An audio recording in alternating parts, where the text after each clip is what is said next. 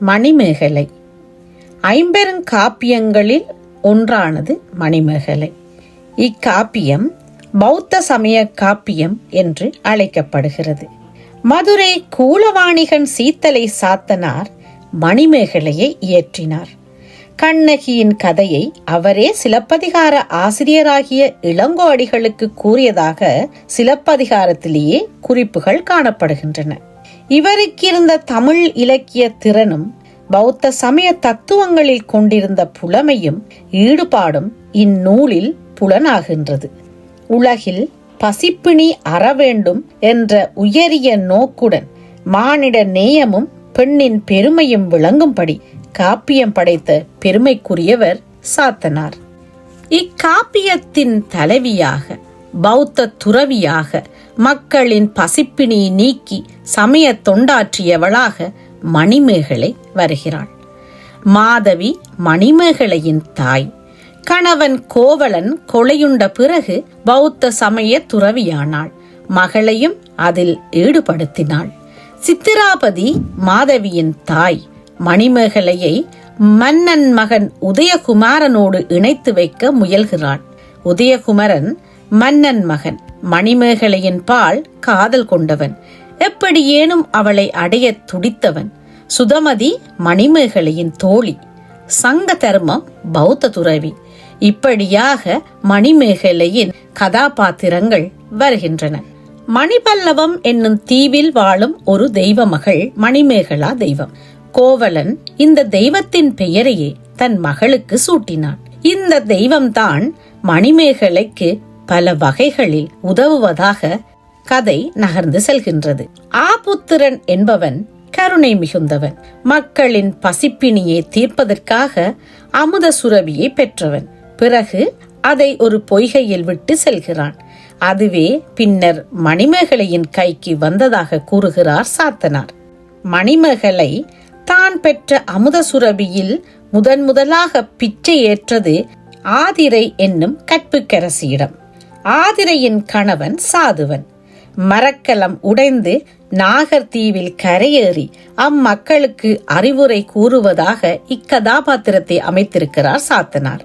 பௌத்த துறவியான அரவணாடிகள் சமய அறிஞராகவும் மணிமேகலைக்கு அறநெறி உணர்த்தியவராகவும் காஞ்சியில் வாழ்ந்து வருகிறார்.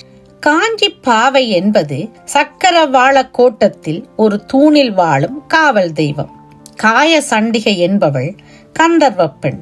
ஒரு முனிவரின் சாபத்தால் யானை தீ என்னும் பெரும்பசி நோய்க்கு ஆளானவள். மணிமேகலை அமுத சுரபியிலிருந்து உணவளித்ததும் அந்த சாபம் விலகியது. உதயகுமரனிடமிருந்து தப்புவதற்காக மணிமேகலை காய சண்டிகையின் உருவில் நடமாடினான். இதை அறிந்து பின்தொடர்ந்த உதயகுமாரனை காய சண்டிகையின் கணவன் காஞ்சனன் வெட்டி கொன்றான். இப்படியான கதாபாத்திரங்களை கொண்டு அமைக்கப்பட்ட மணிமேகலை ஒரு சீர்திருத்த காப்பியம் என்ற சிறப்புக்குரியது. கொல்லாமை, ஊன் உண்ணாமை, கல் உண்ணாமை ஆகியவற்றை வலியுறுத்துவதோடு அனைத்து உயிர்களிடமும் அன்பு பாராட்ட வேண்டும் என்பதையும் விளக்குகின்றது. எல்லாவற்றுக்கும் மேலாக சிறைக்கோட்டம் அறக்கோட்டமாக மாற்றப்பட்டு அங்கிருந்தவர்களுக்கு அமுத சுரவி கொண்டு மணிமேகலை அவர்களின் பசிப்பிணியை நீக்குவது காப்பியத்தின் தனிச்சிறப்பாகும். சிறை தண்டனை பெற்றவர்களை அறம் வழி சென்று அவர்களை நல்லவர்களாக ஆக்குவதில் மிக முக்கியமான பங்கு வகித்தாள் மணிமேகலை. இது ஒரு பௌத்த சமய காப்பியம் என்பதால் புத்தரை பற்றி மணிமேகலை என்ன கூறுகிறாள் என்று சற்று பார்த்துவிட்டு வருவோமா? மனிதன் மனிதனாக வாழ உதவுவதும் மனித நிலையிலிருந்து மேம்படுவதற்கான உரிய வழிவகைகளை வகுத்துரைப்பதும் சமயத்தின் குறிக்கோள் எனலாம். சமயங்கள் காலத்தின் தேவைக்கு ஏற்ப சில மாற்றங்களை பெற்று தம்மை புதுப்பித்துக் கொள்வது என்பது வரலாறு. பழைய கொள்கைகளையும் பழக்க வழக்கங்களையும் கண்மூடித்தனமாக பின்பற்றும் சமூகத்தில் புரட்சியும் மறுமலர்ச்சியும் தோன்றுவது தவிர்க்க முடியாத நிகழ்ச்சிதான். சடங்குகளும் சம்பிரதாயங்களும் வேள்விகளும் வேதங்களுமே மனிதனை மேம்படுத்தும் என்ற நம்பிக்கை மிகுந்திருந்த காலத்தில் புத்தபிரான் புதியதோர் ஒளிக்கதிராய் தோன்றினார். மனிதரை வெளியே உள்ள யாருமே முன்னேற்ற முடியாது. மனிதன் தன்னாலே தான் உயர வேண்டும். தன் முயற்சியும் தன் ஒழுக்கமும் தான் மனித உயர்விற்கு அடிப்படையாகும் என்றும் மனப்பண்பாடுதான் வாழ்க்கையின் லட்சியம் என்றும் வழிகாட்டியவர் புத்தர். இப்படியான புத்த பிரானின் தோற்றம் குறித்து இக்கதையில் வரும் கதாபாத்திரமான அரவண அடிகள் எப்படி விளக்குகிறார் என்று பார்ப்போமா? புத்த பிரான் கூறிச் சென்ற நல்லறம் தளர்ந்தது, என்றும் அழியாத வீட்டு நெறி தடைப்பட்டது. வெயிலை உணர முடியுமே தவிர காண இயலாது. அதுபோலவே ஆன்றோர் உணர்ந்தவாறே வீட்டு நெறியை நாம் உணர இயலாது. ஊசியால் துளைக்கப்பட்ட மணியின் மெல்லிய துளை வழியே கடல் நீர் புக இயலாது. என்றாலும் அத்துளை வழியே மிக குறைந்த அளவு நீர் நுழைய முடியும். அதுபோல நல்லறங்களை சிறிது சிறிதாக அடைய முடியும் என்று நினைத்து நான் அறக்கருத்துக்களை கூறுவது உண்டு. ஆயினும் உலக மக்கள் கேட்டு தெளிவு பெறுவதில்லை என அரவணர் தொழுத காதை என்னும் பகுதியில் சாத்தனார் விளக்கி நிற்கிறார். உலக மக்களின் துயரம் நீங்க தேவர்கள் வேண்டியதாகவும் அவர்களின் வேண்டுகோளை கேட்ட பிரபாபாலன் என்ற தேவன் புத்தரின் தோற்றம் பற்றி கூறிய கருத்தும் மணிமேகலையில் இடம்பெற்றுள்ளது. அது மட்டுமல்லாது புத்தரின் பெருமையை சங்கதருமன், மணிமேகலா தெய்வம், மணிமேகலை ஆகிய பாத்திரங்கள் மூலம் சாத்தனார் விரிவாக பேசுகிறார். புத்தரின் தோற்றம் பற்றிய நிகழ்ச்சிகளை சாத்தனார் புத்த ஞாயிறு தோன்றும் பொழுது மதியும் ஞாயிறும் தீமையுறாமல் விளங்கும்.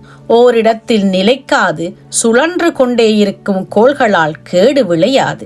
வானம் பொய்க்காது மழை பெய்யும். உலகில் வளம் பெருகும். உயிர்கள் யாவும் துன்பமடையா. காற்று வலமாக எழுந்து சுழலும். திசைகள் எல்லாம் செழுமையுறும். முத்து பவளம் முதலிய பல வளங்களை கடல் நல்கும். பசுக்கள் கன்றுகளுக்கு ஊட்டி கலம் நிறைய பாலை தரும். பறவைகள் பயனை நுகர்ந்து தாம் தங்கும் இடங்களில் இருந்து நீங்கா. விலங்கினமும் மக்கள் இனமும் குறையுடைய பிறவிகளை பெறமாட்டா, அதாவது ஊனமாக பிறக்க மாட்டார்கள். அக்காலத்தில் பிறந்து அப்பெருமானின் அருளறத்தை கேட்டவர்கள் பிறவி துன்பத்தை கடந்தவராவார், அதாவது மறுபிறப்பு அற்றவராகிவிடுவார்கள்.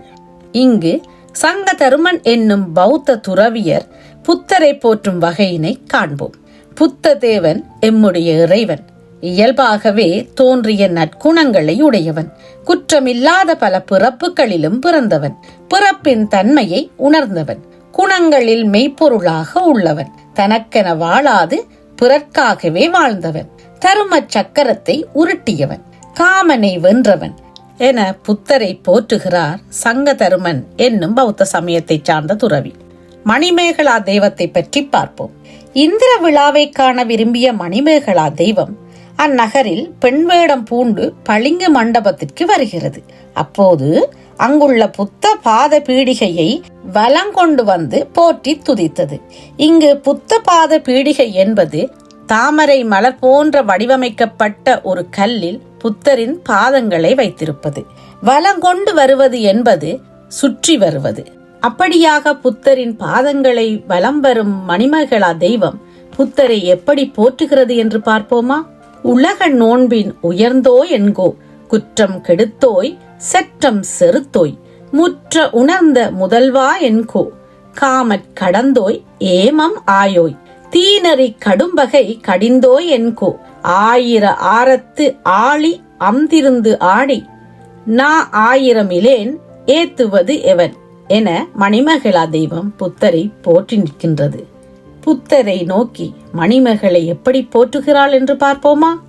மாறனை வென்ற வீரன், தீய நெறியாகிய பகையை நீக்கியவன், பிறர் வாழ்வில் அறமுண்டாக முயல்வோன், சொர்க்க இன்பத்தை விரும்பாதவன், மழை போன்றவன், எட்ட முடியாத அளவிற்கு உயர்ந்து நிற்போன், உயிர்களுக்கு ஞான கண்கள் தரும் மெய்யுணர்வு உடையவன், நரகர் துயர்கெட அங்கு சென்றவன், நரகர்களின் துன்பத்தை போக்கியவன்.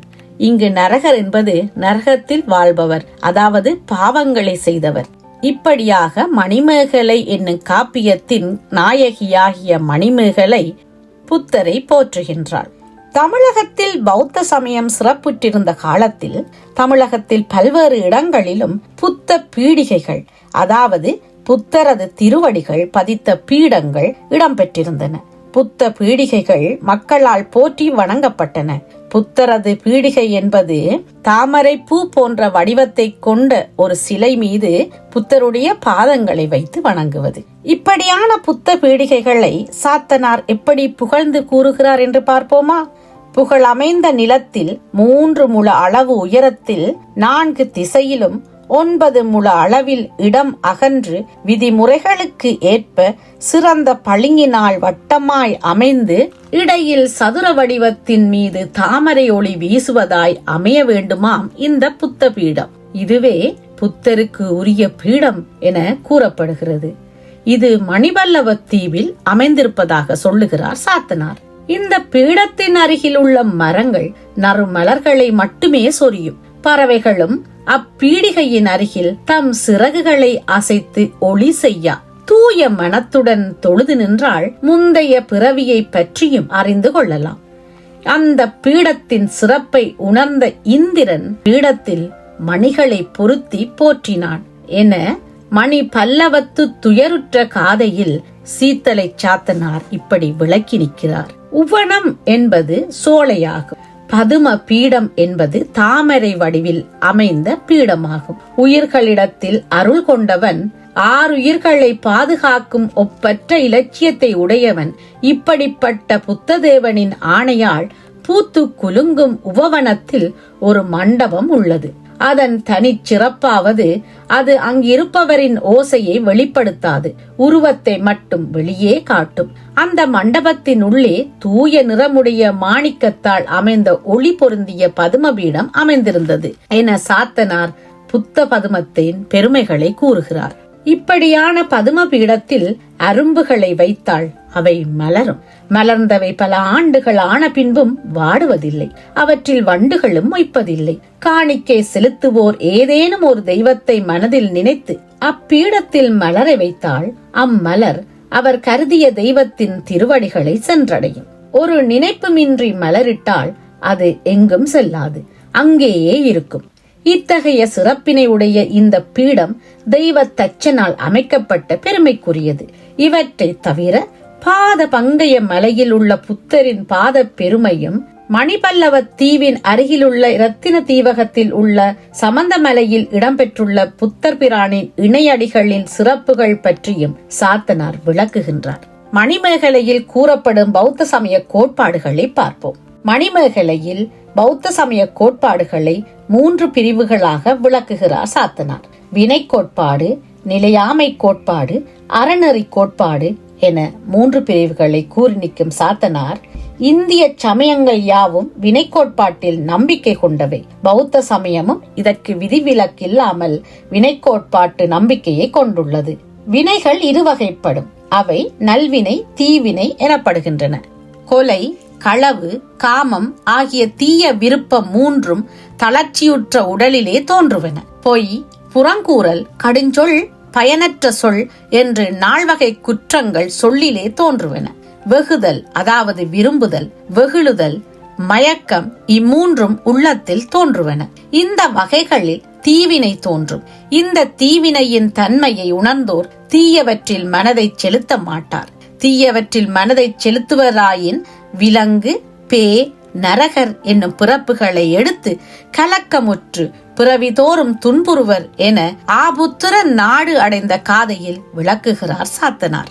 நல்வினை என்பது மேற்கூறப்பட்ட 10 குற்றத்தினின்றும் நீங்கி ஒழுக்கத்தை பின்பற்றி தானம் செய்து வாழ்பவர் தேவர், மக்கள், பிரமர் ஆகிய பிறவி எடுத்து நல்வினையின் பயனை துய்ப்பர். அப்படியானால் பிறப்பு என்பது யாது?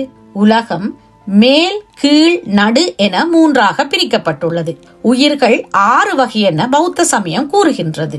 மக்கள், தேவர், பிரமர், நரகர், விலங்கு, பே என்பன அந்த 6 வகை உயிரினங்கள் ஆகும்.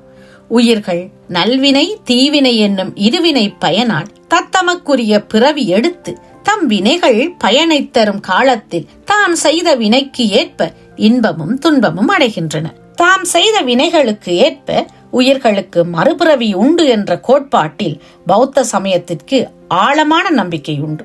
மணிமேகலை காப்பியத்தில் உதயகுமரன் மணிமேகலை, மாதவி, சுதமதி ஆகிய பாத்திரங்களின் முற்பிறவி பற்றி குறிப்பிட்டிருக்கிறார் சாத்தனார். முற்பிறப்பில் மணிமேகலையின் தமக்கைகளாக இருந்தவர்கள் இப்பிறப்பில் மணிமேகலையின் தாய் மாதவியாகவும் தோழி சுதமதியாகவும் பிறந்துள்ளனர். முற்பிறப்பில் இலக்குமியாக இருந்த பெண் மணிமேகலையாக பிறந்துள்ளாள். இலக்குமியின் கணவனாக இருந்த ராகுலன் இப்பிறவியில் மணிமேகலையை தொடர்ந்து செல்லும் உதயகுமாரனாக பிறந்துள்ளான். சென்ற பிறவியில் இலக்குமியாக இருந்தவள் சாது சக்கர முனிவர்க்கு உணவளித்ததால் இப்பிறவியில் தவச்செல்வியான மணிமேகலையாக பிறந்துள்ளாள். அத்துடன் அமுத சுரபி கொண்டு பசியால் தவிப்பவர்களின் பசிப்பிணியை போக்கும் புண்ணியத்திற்கு உரியவளாகிறாள் மணிமேகலை. அமுத சுரபியை முதலில் பெற்ற ஆபுத்திரன் ஏழை எளிய மக்களின் பசியை தீர்த்த நல்வினையின் பயனால் புண்ணிய அரசனாக பிறந்துள்ளான் என்று முற்பிறவி பற்றிய செய்திகளை சாத்தனார் விளக்குகின்றார். நல்வினை தீவினையின் பயனால் விளைந்த பல நிகழ்வுகளை மணிமேகலை என்னும் காப்பியம் விளக்கி நிற்கின்றது. மணிமேகலையை தன் வயப்படுத்த அரசிலங்குமரனாகிய உதயகுமரன் மணிமேகலையை தொடர்ந்து வருகிறான். அவனிடமிருந்து தப்ப மணிமேகலை சோலைவனத்தில் உள்ள பளிங்கரையில், அதாவது பளிங்கினால் ஆன அறையில் புகுந்து மறைந்து கொள்கிறான். அப்போது புகார் நகரில் நடக்கும் இந்திர விழாவை காணும் விருப்பத்தால் அந்நகர பெண் போல் தன் வடிவத்தை மாற்றிக்கொண்டு மணிமேகலா தெய்வம் அங்கு வருகின்றது. மணிமேகலையின் தந்தையான கோவலனின் முன்னோர்களில் ஒருவன் வணிகத்தின் பொருட்டு கப்பலில் சென்றபோது கப்பல் உடைந்து அவர் கடலில் மூழ்கி இறந்து படாமல் மணிமேகலா தெய்வம் அவரை காப்பாற்றியது. அதை நினைவு கூர்ந்து மாதவிக்கும் தனக்கும் பிறந்த குழந்தைக்கு மணிமேகலை என பெயரிட்டான் கோவலன் என கூறி நிற்கும் மணிமேகலை காப்பியத்தில் மணிமேகலையின் நல்வினை அதன் பயனை தரும் காலம் கனிந்ததால் மணிமேகலைக்கு உதயகுமாரனால் தீங்கு ஏதும் நேராமல் இருக்க மணிமேகலையை மணிமேகலா தெய்வம் மணிபல்லவ தீவிற்கு எடுத்துச் செல்கிறது. மணிமேகலை அரவணாடிகளை கண்டு வணங்கி மணிபல்லவ தீவில் தன் பழம்பிறப்பை உணர்ந்ததும் அமுத சுரபி என்ற அற்புத பாத்திரத்தை பெற்றதுமான செய்திகள் அனைத்தையும் கூறுகிறார். அரவண அடிகளும் பாத பங்கைய மலையில் புத்தரின் பாதங்களை வணங்கி மாதவி சுதமதி ஆகிய இருவரின் பழம்பிறப்பை உணர்ந்ததை விளக்குகிறார். முற்பிறவியில் வீரையும் தாரையுமாக மாதவி சுதமதி ஆகியோர் இருந்ததையும் யானையால் வீரை இறந்ததால் தாரை இறந்ததும் இவர்களின் பிறப்பால் கணவன் துச்சையன் துயரமுற்றதையும் கூறுகிறார். அரவணாடிகள் துச்சனுக்கு ஆறுதல் கூறும்போது இது அவரவர் வினைப்பயனால் நேர்ந்தது என்று கூறி அமைதிப்படுத்துகிறார். வினையின் பயனை அனுபவித்தே ஆக வேண்டும் என்பதும் அதற்காக வருந்தாமல் அதனை ஏற்றுக்கொள்ள வேண்டும் என்பதையும் இந்நிகழ்ச்சிகள் உணர்த்தி நிற்கின்றன. தன்னை பின்தொடரும் உதயகுமாரனிடமிருந்து தப்ப மணிமேகலை விஞ்சை மங்கையாகிய, அதாவது விண்ணுலக பெண்ணாகிய காய சண்டிகை வடிவில் அமுத சுரபி என்னும் பாத்திரத்தை ஏந்தி உணவு படைக்கிறாள். காய சண்டிகை விஞ்சயனான காஞ்சனன் மனைவியாவாள். முன்பு விருச்சிக முனிவர் இட்ட சாபத்தால் யானை பசி என்னும் நோக்கி ஆளானவள். யானை பசி என்பது எவ்வளவு உண்டாலும் பசி தீரவே தீராமல் மேலும் மேலும் பசித்து கொண்டே இருக்கும் ஒரு நோயாகும். இந்நோய் 12 ஆண்டுகள் துன்பத்தை தரும் என்பார்கள். மணிமேகலை அமுத சுரவியிலிருந்து அளித்த உணவை உண்டதும் காய சண்டிகையின் பசி தீர்ந்தது. அவள் தன் இருப்பிடம் திரும்பினாள். காய சண்டிகை சாபம் பெற்று யானை பசி நோயினால் வருந்திய காலமும் முடிவுற்றதால் அவள் திரும்பி வராமைக்கு காரணம் யாதோ என கவலையுற்று காஞ்சனன் அவளை தேடிக்கொண்டு வருகிறான். காய சண்டிகை வடிவில் மணிமேகலை அமுத சுரவி கொண்டு உணவளிப்பதை பார்த்த காஞ்சனன் அவளை தன் மனைவி என தவறாக நினைத்து அவளோடு பேச முற்படுகிறான். காய சண்டிகை வடிவில் இருந்த மணிமேகலையோ அவனை பொருட்படுத்தாமல் தன்னை பின்தொடர்ந்து வந்த உதயகுமாரனை அடைந்து நிலைமையை அறிவுறுத்துகிறாள். தன் மனைவி அயலான் முன் சென்று பேசுகிறாள். அவன் மீது கொண்ட விருப்பத்தினால் தான் இவள் திரும்பி வரவில்லை என முடிவு செய்து சமயம் நோக்கி மறைந்திருந்து உதயகுமாரனை கொன்று விடுகிறான். ஊழ்வினையின் பயனாலேயே உதயகுமரன் காஞ்சனனின் வாளால் வெட்டுன்று இறந்தான் என உலக வரவியல், அதாவது ஊர் அம்பலத்தில் இருந்த கந்திட்பாவை என்னும் தெய்வம் காஞ்சனனுக்கு விளக்கியதோடு காய சண்டிகை ஊர் திரும்பியதையும் மணிமேகலை காய சண்டிகை வடிவில் இருப்பதையும் கூறுகிறது. தன் மகனான உதயகுமரனின் இறப்புக்கு மணிமேகலையே காரணம் என்றெண்ணி அரசி கொடுமைகள் பலவற்றை மணிமேகலைக்கு இழைக்கிறாள். மணிமேகலா தெய்வத்திடம் தான் பெற்ற மந்திர மொழிகள் மூலம் அவற்றையெல்லாம் மணிமேகலை தாங்கிக் கொண்டு எவ்வித பாதிப்பிற்கும் ஆளாகாமல் இருக்கிறாள்.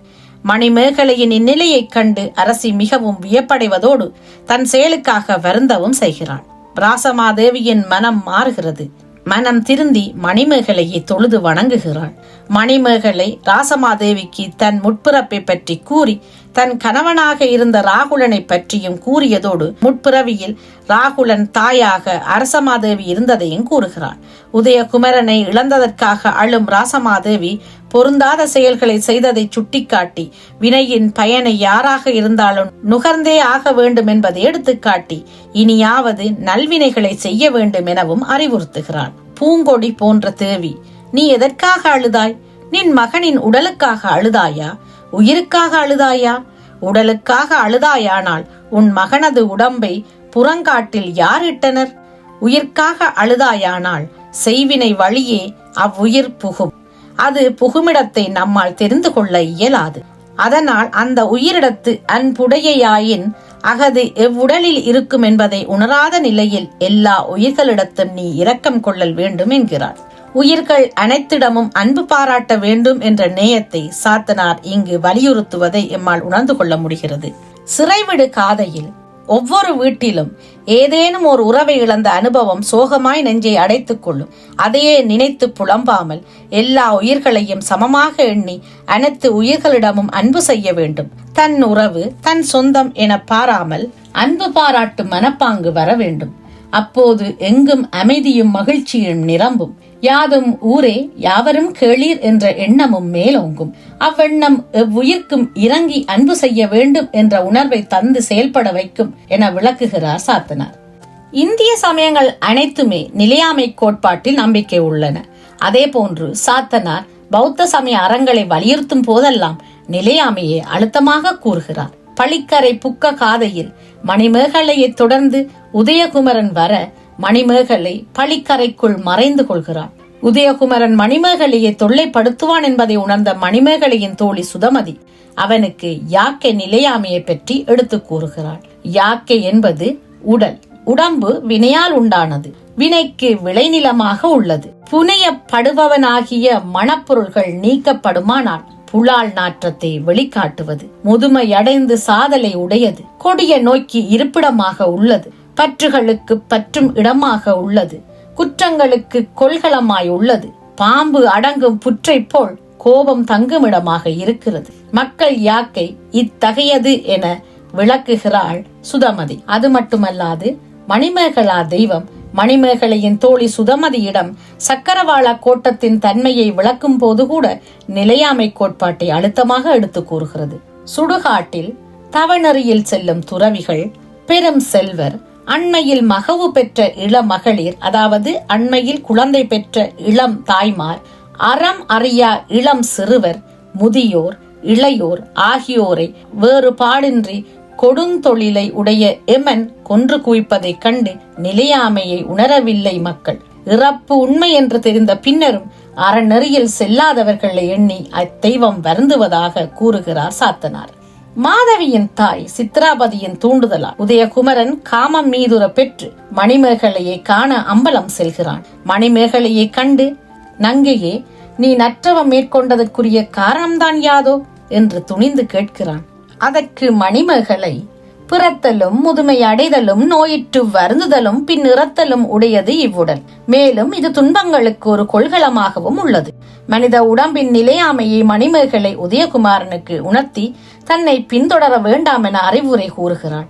அத்துடன் யாக்கையின் இத்தன்மையை நன்கு உணர்ந்ததால் தான் நல்ல தவத்தை மேற்கொண்டதாக கூறுகிறாள். மேலும் மணிமேகலை நரைமிக்க ஒரு மூதாட்டியை காண்பித்து உதயகுமாரனுக்கு இளமை நிலையாமை, யாக்கை நிலையாமை ஆகியவற்றையும் அறிவுறுத்துகிறாள். நிலையாமை மிக விரிவாக பேசப்படும் இடங்களாக இவை அமைந்துள்ளன. இவ்வாறாக நிலையாமை பற்றி பல இடங்களில் பல பாத்திரங்கள் வழியாக சாத்தனார் எடுத்து இயம்புகிறார். மதுரையில் கோவலன் கொலையுண்டு இறந்தான் என்ற செய்தியை கேள்வியுற்ற மாதவி துயர் தாங்காது வருந்துகிறாள். ஆடலையும் பாடலையும் துறக்கிறாள். பௌத்த துறவியாகிய அரவண அடிகளின் பாதங்களில் வீழ்ந்து தனது காதலனாகிய கோவலன் உற்ற கடுந்துயர் கூறி வருந்துகிறாள். வருந்திய மாதவிக்கு அரவண அடிகள் அறிவுரை கூறுகிறார். அப்போது மாதவிக்கு அவர் 4 வாய்மைகளையும் விளக்குகிறார்.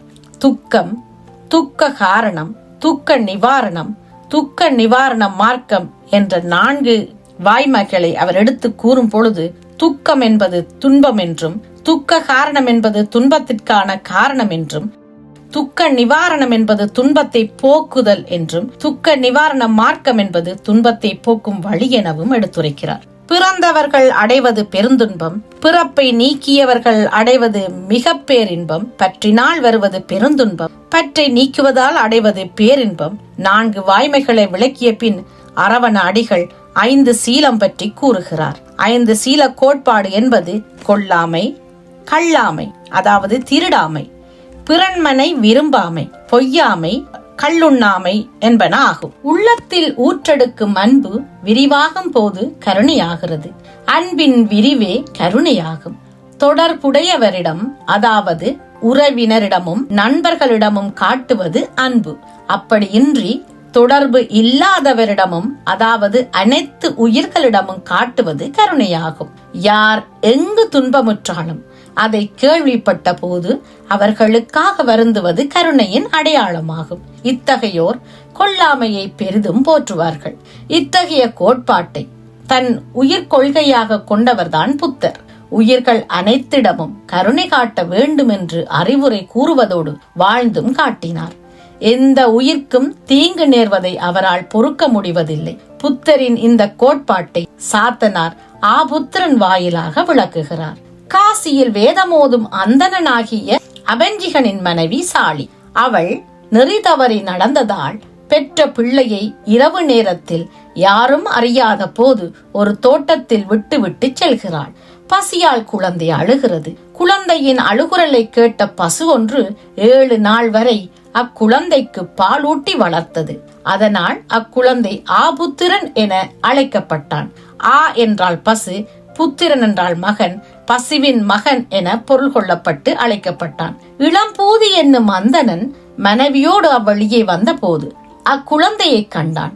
அக்குழந்தையை தன் மகன் என எடுத்துச் சென்று வளர்த்தான்.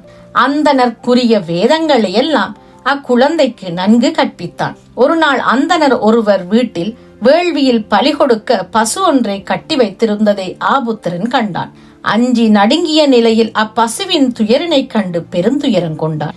இரவில் யாரும் அறியாத போது அப்பசுவை விடுவித்து அவ்வூரை விட்டு நீங்கினான். பசுவை தேடிய அந்தனர் ஆபுத்திரன் செயலை கண்டு இழிவான சொற்களால் வசைபாடி அடித்து துன்புறுத்தினார். அப்போது கோபங்கொண்ட ஆபுத்திரன் அவர்களை வெறுத்து பேசி அவர்களுக்கு அறிவுரையும் கூறினான். அந்தணர்களே, பிற உயிர் வருந்துவதற்குரிய எதையும் செய்யாதீர். நான் கூறுவதை கேளுங்கள். மேய்ச்சல் நிலத்தில் உள்ள புல்லை மேய்ந்து இந்த பெரிய உலகத்தில் உள்ள மக்களுக்கு அவர்கள் பிறந்தது முதல் தன் இனிய பாலை தரும் இப்பசிவிடம் உமக்கு உண்டான சினம்தான் யாது, உரைப்பீரா என்று கேட்கிறான். எந்த காரணத்துக்காகவும் உயிர்களை பலி கொடுக்க கூடாது என்பதில் புத்தர் உறுதி பூண்டிருந்தார். அவருடைய அந்த கோட்பாடே இங்கு ஆபுத்திரன் வாயிலாக விளக்கப்பட்டிருக்கிறது. ஆதிரையின் கணவனான சாதுவன் வாணிகத்தின் பொருட்டு கடல் கடந்து செல்லும் போது கப்பல் உடைய நாகர் கூட்டத்தில் அகப்பட்டு கொள்கிறான். தான் யார் என்பதையும் தனக்கு நேர்ந்த துயரத்தையும் அவர்கள் மொழியிலேயே விளக்குகிறான் நாகர் தலைவனுக்கு. அதனால் மகிழ்ந்த நாகர் தலைவன், துயரம் அடைந்த இவன் நம் இரக்கத்திற்கு உகந்தவன் என கூறி இந்த நம்பிக்கை இளமை பொருந்திய ஒரு பெண்ணை கொடுத்து விருப்பம் தரும் கள்ளையும் புலாலையும் வேண்டுமளவு கொடுங்கள் என்று தன் மக்களுக்கு உத்தரவிடுகிறான். நாகர் தலைவன் கூறியதை கேட்ட சாதுவன் அதிர்ச்சியுறுகிறான். வெவ்வுரை கேட்டேன், வேண்டேன் என்று கூறுகிறான். தன் உத்தரவிற்கு மதிப்பளிக்காமல் மறுத்துரைத்த சாதுவன் மேல் கோபம் கொண்ட நாகர் தலைவன், பெண்டிரும் உணவும் இல்லையானால் மக்களுக்கு இவ்வுலகில் அடையக்கூடிய பலன் வேறெதும் உண்டா?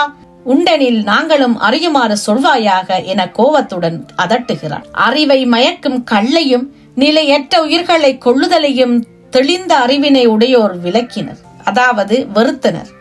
பிறந்தவர் இறத்தலும் இறந்தவர் பிறத்தலும் உறங்குவதும் உறங்கி விழிப்பதும் போன்றதாகும். நல்லறங்களை செய்கின்றவர்கள் அடைவதற்கு அரிய இன்பம் கொண்ட மேலுலகங்களை அடைதலும், தீமைகளை செய்கின்றவர்கள் தாங்கற்கரிய துன்பத்தை தரும் நரகங்களை அடைதலும் உண்மை என உணர்ந்ததால் மன வலிமை மிக்க அறிஞர்கள் அவற்றை நீக்கினர் என விளக்குகிறான் சாதுவன். பௌத்த சமயத்தின் அறங்களில் முக்கியமானது காமத்தை ஒழித்தல். காமம் பல குற்றங்களை இழைக்க தூண்டும். தத்துவம் உணர்ந்த பெரியோரால் கடல் சூழ்ந்த உலகில் விலக்கப்பட வேண்டிய குற்றங்கள் 5 உள்ளன. அவற்றுள் காமமாகிய குற்றத்தை களைந்தவர் எவரோ அவரே மற்ற குற்றங்களையும் களைந்தவர் ஆவர் என கருதி தவநெறி மேற்கொள்வோர் அதனை அறவே விளக்கினர். காமத்தின் நின்றும் நீங்காதவர் பொறுக்கவியலாத நரகத்தில் வீழ்ந்து துன்புறுவர் என்று காமத்தின் தன்மை உணர்த்தப்படுகிறது. விழுத்துணை அறமாக போற்றப்படுவது பசிப்பினி போக்கல். எல்லா அறங்களிலும் முதன்மையான அறமாக பசிப்பினி போக்கல் கருதப்படுகிறது. ஏனென்றால் பசியின் கொடுமை எல்லா துன்பங்களை காட்டிலும் கொடுமையானது. அதனால் முதலில் பசியின் கொடுமை விளக்கப்படுகிறது. மணிமேகலா தெய்வம் மணிமேகலையை மணிபல்லவத்தீவில் விட்டுவிட்டு சென்றதும் மணிமேகலை மெல்ல உலாவி வருகிறாள். அப்போது தீவதிலகை அங்கு தோன்றுகிறாள். தீவதிலகை இந்திரன் ஏவலால் புத்தர் பாத பீடிகையை பாதுகாப்பவள். தீவுக்கு திலகம் போன்றவள், அதாவது தீவுக்கு பொட்டு போன்றவள். இந்திரன் ஏவலால் மணிபல்லவத்தீவில் தங்கியிருப்பவள். மணிமேகலை புத்த பீடிகையை வணங்கி தன் முட்புறப்பை அறிந்ததை கேட்டு கோமுகி பொய்கையில் வைகாசி பௌர்ணமி அன்று வெளியில் வரும் அமுத சுரபியை பெறும் தகுதியுடையவள் இவளே என கருதி அமுத சுரபியின் தன்மையை விளக்குகிறாள். மணிமேகலை புத்த பீடிகையை தொழுது கோமுகி பொய்கையை வலம் வந்து நின்றபோது அமுத சுரபி மணிமேகலையின் கையை அடைந்தது. அப்பொழுது தீவதிலகை உயிர்களுக்கு உண்டாகும் பசிப்பிணியின் கொடுமையையும் அதனை தீர போராது பெருமையையும் உரைத்து, இனி நீ உணவளித்து உயிர் கொடுத்தலாகிய அறத்தை செய்வாய் என மணிமேகலையை பார்த்து கூறுகின்றது. பசிப்பிணி தன்னால் பற்றப்பட்டவருடைய உயர் குடிப்பிறப்பை அழிக்கும், சிறப்பை கெடுக்கும், பற்றிய கல்வியாகிய பெரிய தெப்பத்தையும் நீக்கும், நாணமாகிய அணியையும் போக்கும், மேன்மை பொருந்திய அழகை சிதைக்கும், மனைவியரோடு பிறர் கடைவாயிலில் பிச்சை எடுக்க நிறுத்தும். பசிப்பிணி அத்தகைய கொடுமை வாய்ந்தது என பாத்திரம் பெற்ற காதையில் பசிப்பிணியை பற்றி விளக்குகிறார் சாத்தனார். பசியின் கொடுமையை விளக்க ஒரு சான்றையும் கூறுகிறாள் தீவதிலகை. புல்லும் மரமும் கரியுமாறு எங்கும் அழல் போலும் வெம்மை மிகுந்தது. அதனால் உயிர்கள் பசியால் அழியுமாறு மழை வளம் குன்றியது. அரச கடமையிலிருந்து நீங்கிய அருமறை ஓதும் அந்தணன் விசுவாமித்திரன் தவமுனியாகிய அவனும் பசியால் எங்கும் திரிய நேர்ந்தது. தன் கொடும்பசியை போக்கிக் கொள்ள எதையும் காணாது தனக்கு சிறிதும் பொருந்தாத நாயின் ஊனை, அதாவது நாயின் உடலை உண்டான். பசியின் கொடுமையை என்ன என்பது என பாத்திரம் பெற்ற காதையில் விளக்குகிறார் சாத்தனார். இத்தகைய பசியின் கொடுமையை போக்க உண்டி கொடுத்தோர் உயிர் கொடுத்தோர் ஆவார் எனவும் போற்றுகிறார். உண்டி என்பது உணவு, உணவு கொடுத்தோர் உயிர் கொடுத்தோருக்கு சமமானவர் என சாத்தனார் விளக்குகிறார். இந்திய சமயங்கள் யாவும் மானுடன் தழைக்கவே அறங்களை வற்புறுத்தி கூறுகின்றன. மண்ணில் நல்ல வண்ணம் வாழ நெறிகளை காட்டுகின்றன. வையத்துள் வாழ்வாங்கு வாழ வழிகாட்டுகின்றன. இதற்கு விதிவிலக்கல்ல புத்த சமயமும். மணிமேகலை பௌத்த சமயத்தை பரப்ப எழுந்த காப்பியம்தான். ஆயினும் அது கூறும் சமய கோட்பாடுகள் மனித சமுதாயத்திற்கு பொதுவானவை என்பதை மறுக்க இயலாது. உண்மையில் அனைத்து சமயங்களின் கோட்பாடுகளும் அப்படித்தான். ஆயினும் மணிமேகலை பசியின் கொடுமையை விளக்கி பசிப்பிணி தீர்ப்பதே விழுத்துணையான அறம் என்று அழுத்தமாக பேசுவது மிக சிறந்த கோட்பாடாகும். இதைப்போல் வேறெந்த இலக்கியமும் இப்படி பேசவில்லை. எல்லா சமயங்களும் அன்னதானத்தை பெரிதும் போற்றுகின்றன. தானத்தில் அன்னதானமே சிறந்தது என்று மீண்டும் மீண்டும் வலியுறுத்துகின்றன. ஏனென்றால் மக்களின் பசியை போக்கவில்லை என்றால் மக்கள் மக்களாக இருக்க மாட்டார்கள், இருக்க முடியாது என்பதை நன்கு உணர்ந்திருந்தனர். அதனால் அன்னதானத்தை முதன்மைப்படுத்தினர். நற்செயல்கள் பலவற்றை அடுக்கி கூறும் பாரதி, வயிற்றுக்கு சோறிட வேண்டும், இங்கு வாழும் மனிதருக்கெல்லாம் என முழங்குகிறான். பசித்தவனுக்கு உணவுதான் கடவுள். உண்டி கொடுத்தோர் உயிர் கொடுத்தோர் ஆவார். உயிர் வளர்க்க ஊன் வளர்க்க வேண்டும். அந்த ஊன் வளர உணவு வேண்டும். இல்லையே பசிக்கொடுமை தாழாமல் சமூக விரோதிகளாக மாறுவதற்கான சூழல் தான் உருவாகும். மனிதர்க்கு மட்டுமன்றி மற்ற உயிர்களுக்கு உணவே முதல் தேவையாகிறது. ஒரு பசி இல்லாத நாடே நல்ல நாடு என்கிறார் வள்ளுவ பேராசான். பாரகம் செயல்பட பசிப்பிணி முற்றுமாக அகல வேண்டும். அப்போதுதான் சிந்திக்க முடியும், செயலாற்றவும் முடியும். இல்லையேல் மனித வாழ்க்கை விலங்கு வாழ்க்கையாகவே அமைந்துவிடும். சமண சமயம் 4 வகை தானங்களை வலியுறுத்துகிறது. அவற்றுள் முதன்மையானது அன்னதானமே. வாடிய பயிரை கண்ட போதெல்லாம் வாடிய வள்ளலார் அறைச்சாலைகளை அமைத்து ஏழை எளியவர்களுக்கு உணவிடச் செய்தமை இங்கு நினைவு கூறலாம்.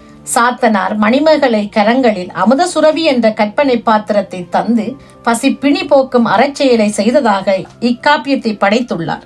அது மட்டுமல்லாது மக்கள் தேவர் இரு சாரார்க்கும் ஒத்த முடிவினை உடைய அறம் என்பது யாது என விளக்கும் போது பசிப்பிணி தீர்த்தலையே சிறந்த அறம் என்று கூறுகிறார். இப்படியாக 50 காப்பியங்களில் 2வது காப்பியமான மணிமேகலை ஒரு பௌத்த காப்பியமாக இருக்கும் வேளையில் புத்தரின் பெருமைகளை போற்றுவதோடு அறநெறிகளையும் அதில் முக்கியமாக பசிப்பிணியை போக்கும் மருந்தாக அமுத சுரபி என்னும் அழகான பாத்திரத்தை மணிமேகலையின் கையில் இட்டு உலக மக்கள் அனைவரின் பசியையும் நீக்கி பசிப்பிணி நோயை நீக்குவதாலேயே உலகம் அமைதி பெறும், நன்மை பெறும் என விளக்கி நிற்கிறார் சீத்தலை சாத்தனார்.